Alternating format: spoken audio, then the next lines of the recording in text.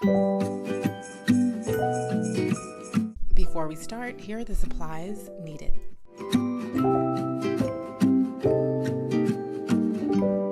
Everything in this video was purchased from Michaels, and they are running a sale that's about 50 to 70% off.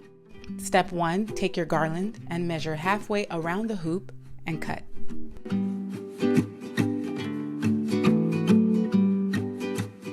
Step 2, take your yarn and wrap it around the garland and hoop and tie a knot attaching both items together. I wrapped it around about 5 to 6 times before tying a knot. Step 3, take your decorative garland and wrap it around the hoop. Because this garland is made with wire, there's no need to add glue. But if you do purchase a garland that doesn't have a wire, you should definitely use hot glue to seal it quicker on the hoop.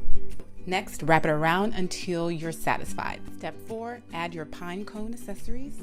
Of course, you can use whatever accessories you want to add to it, but of course the one that I'm adding are pine cones, and they are also made with wire. That's it, we're all done. Now you can hang it and enjoy your beautiful masterpiece.